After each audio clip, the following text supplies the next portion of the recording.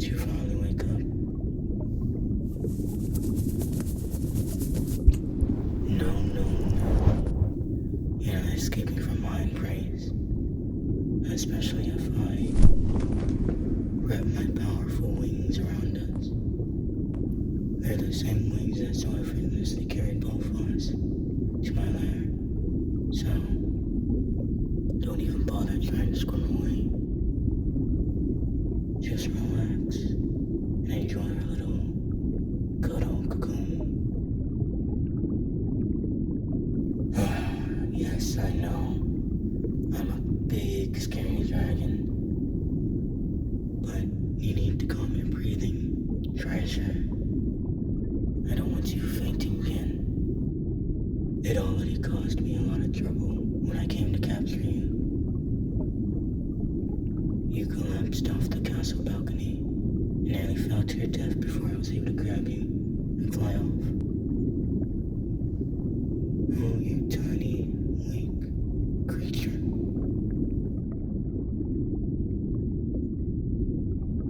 What? Ain't you?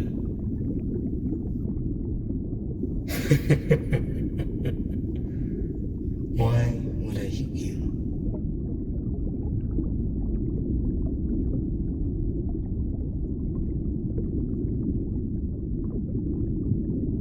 The occasional thief who barges into my lair may be quite a delicacy, but you humans vastly overestimate your nutritional value.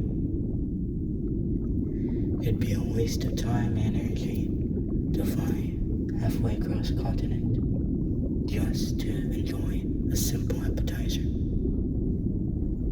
No.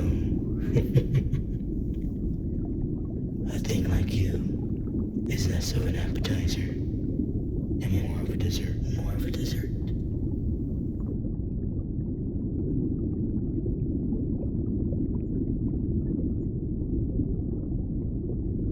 Oh no. You need to calm down, treasure. I'm afraid you'll hurt your heart with how hard it's pounding. I'm sorry for teasing you, but I can't help it. It's all just too much.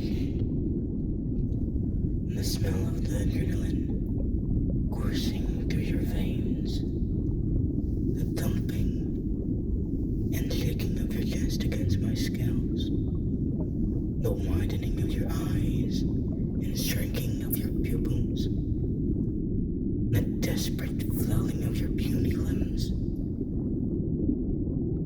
You're so terrified, and it's just intoxicating.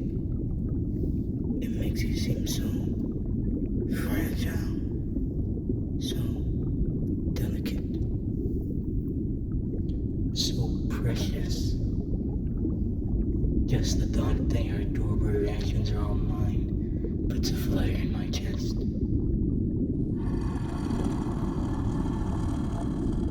They're mine.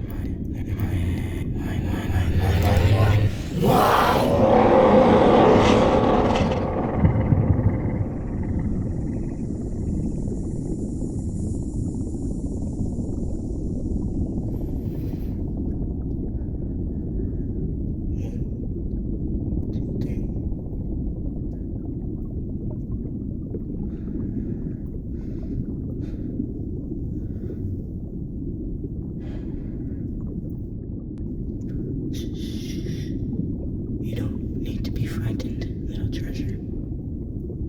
I know you're scared of me, but I'm not going to hurt you. Quite the opposite. I'm going to guard and protect you with my life. You're now the crown jewel of my collection.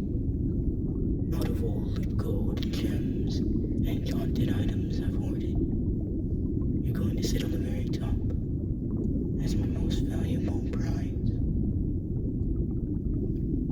You won't have to worry about anything. I'll feed you and groom you and dress you up. You'll live better than an emperor. And all you'll have to do is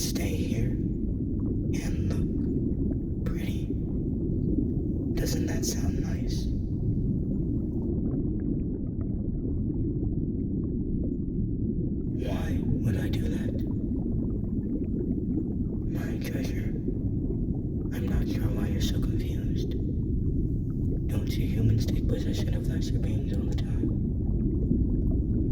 I've seen you regularly keep dogs and cats, and even birds, for small things like entertainment, and to flaunt off.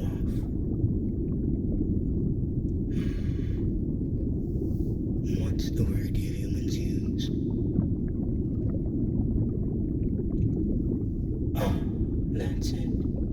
You're going to be my pet. My precious, exotic trophy pet. A beautiful prince of a dignified bloodline for my horde. You're worth so much. You're going to be used to secure an alliance between powerful rivals. Sold away as a groom to a duchess in exchange for military support. You're worth armies of tens of thousands of men. Your hand in marriage could create years of war and carnage, or years of peace and prosperity. I can feel all of that when I hold you. The sheer influence and value you hold. The fate of hundreds of thousands of lives condensed into a single person. I can smell it. And the idea that someone else got to control that fate. I couldn't stand it. Something so valuable should be mine. It's mine. It's all mine.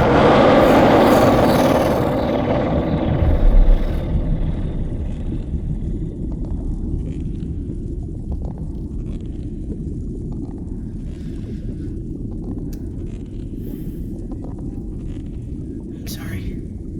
Got a bit loud there. Hey, you don't have to cry. Shh. You're okay.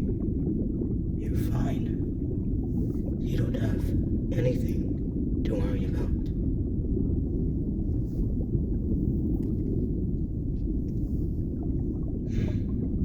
No, you misunderstand, treasure. I didn't acquire you only because you were going to be used for a treaty. I know you possess value outside of that. There's a dozen important marriages every year, but I don't have dozens of brides and grooms in my horde. Now do I? No, you're special. I got your attention now, haven't I? Your tears have stopped. Yes, a great dragon just called you special. I wonder if anyone has called you that before. You're the fifth living child of your parents, aren't you? Surely you've seen all the attention given to your older siblings, with only the barest of crumbs landing on you from time to time. You're viewed by your parents as a simple spare, or in this case, a bargaining chip. But I don't see you that way. I never have. You see, I'm no stranger. You've probably heard stories about me all your life, in fact. I used to live close to the seaside castle of your cousin. It was only a few seasons ago that I finally decided to move somewhere quieter.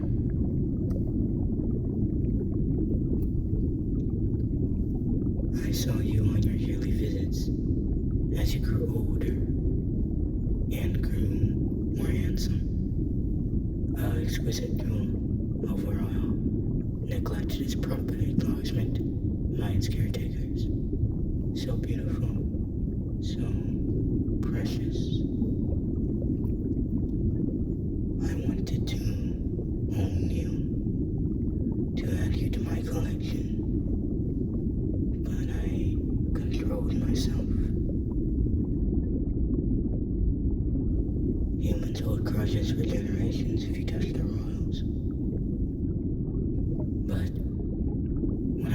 The whispers that you're going to be married for an important treaty and be that much more valuable and precious.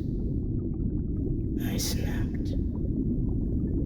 I flew all the way back to your kingdom and waited for the perfect time to capture you. I even left my hoard undefended for days while I waited, with only a boulder hiding the entrance. And that's how much you're worth to me. And all that worth is mine now. Mine.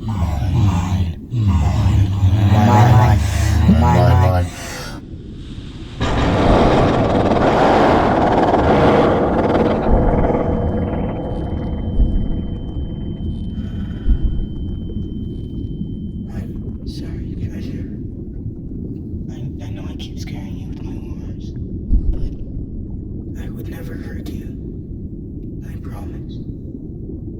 I just get a bit possessive over my treasures. That's all.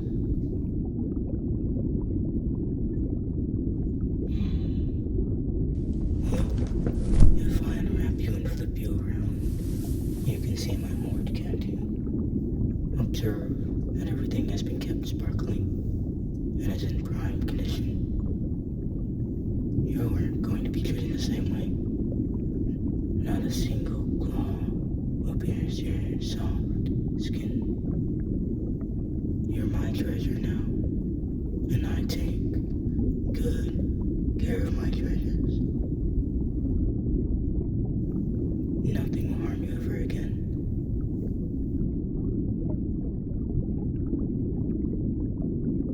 Oh, I think my precious treasure is getting sleepy. It has been a rather exciting day, hasn't it?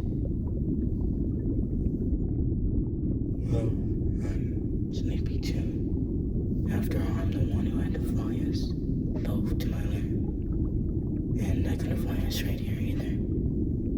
I had to take a long, meandering path to make sure no one could track where we went.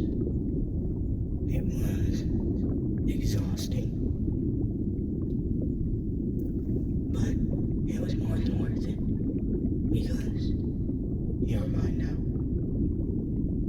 And when I wrap my wings around us like this, nothing can possibly get to you.